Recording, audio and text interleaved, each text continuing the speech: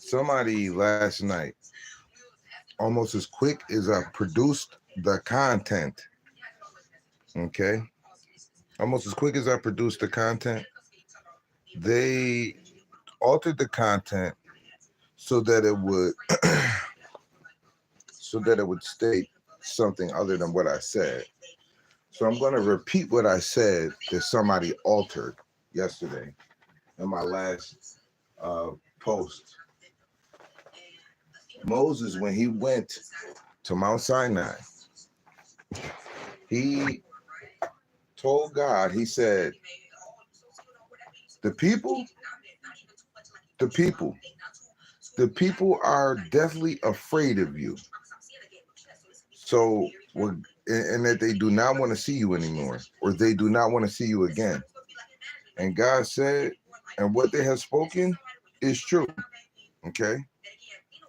So he went further to say that he would raise up a prophet from amongst their brethren, from amongst like unto them. And it shall come to pass that of which this person's damn. That hold on one second. I'm doing.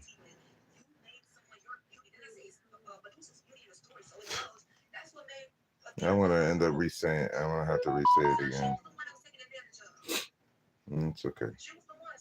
I'm not paying none of that. So okay.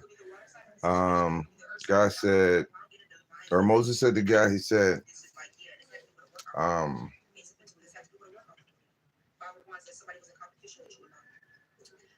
hold on. He said, hold on. I'm looking for something. There we go. Come on, come on. See, come on. Get it, get it, get it, get up out of here.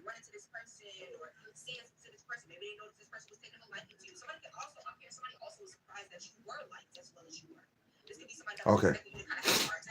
So I'm sorry, I wanted to try to take care of something real quick. Um. So when Moses went on Mount Sinai, he told God, he said, the people are definitely afraid of you. They do not ever want to see you again. They are afraid of your presence. And God said to Moses, he said, and what the people have spoken is true. He said, and what the people have spoken is true. And he went as far as, so, but the purpose of me bringing that to the people's attention, bringing that to the forefront is to say how when people find that you have a divine gift, you have a divine touch, right? They become petrified. They become petrified. They become petrified because they know that their secrets are now exposed. If you divine, your secrets ain't secrets. God will expose everybody's secrets around you. Okay, but God does not expose the secrets of the most protected, the chosen one, the chosen few. You know, I don't know what somebody was. I don't know what somebody was thinking when they decided to alter my content. All I'm gonna say is that was a dumb, foolish move. It's an electronic footprint on everything. Nobody owned my channel. I do not have paid workers. I do not have volunteer workers for the channel. It's a one-man show. There are no editors. This is not a show. Okay? There's no editors. There's no producers. There's no none of that. There's just a bunch of clowns that wish that they could be me, but they're not me. They won't be me. And I won't be them. And that's just the way that is. And I'm okay with that. You know? I just wanted to make that very clear. Because whoever was the person that thought that they could alter the content that God asked me to create, may them and everyone around them that they love perish one at a time, and let them have the knowledge or the foresight to know that the reason why everything around them is perishing is because of what they did. I mean, so that's what I just wanted to come back with that correction, y'all. I just wanted to come back with that correction. Oh, I got one more thing to say too. Okay, there's a girl that works at Speedway, and she came to me with her boyfriend, and somebody that I used to deal with, somebody I used to know, and was telling me that they wanted this girl Rashi to be fired.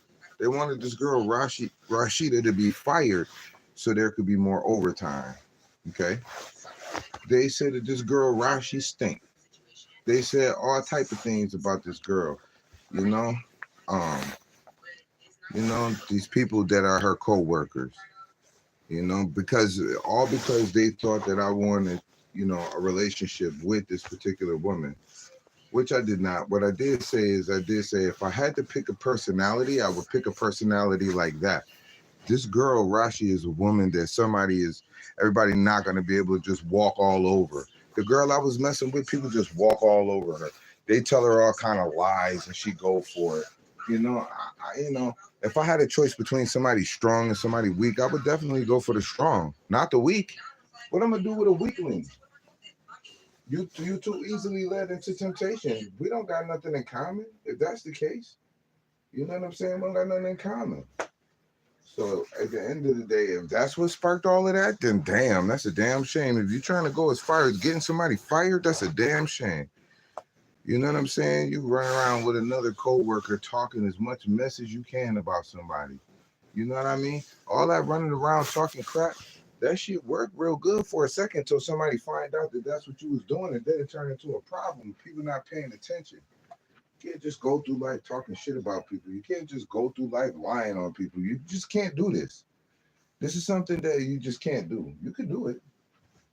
You could do it. But I promise you that that you should do unto others as you want others to do unto you.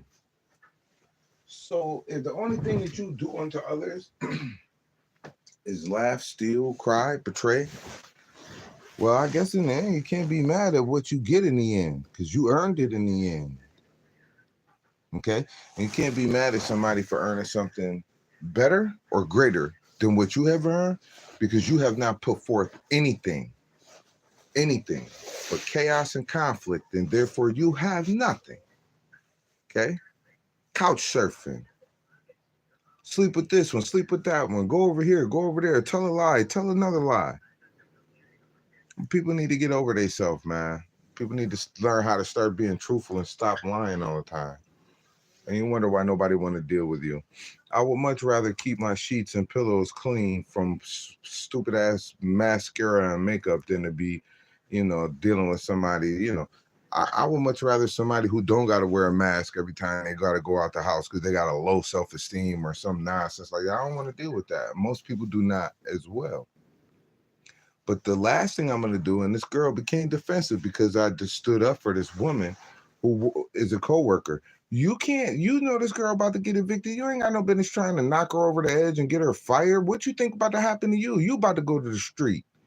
You and your family going to end up on the street. You can't do that. How dare you?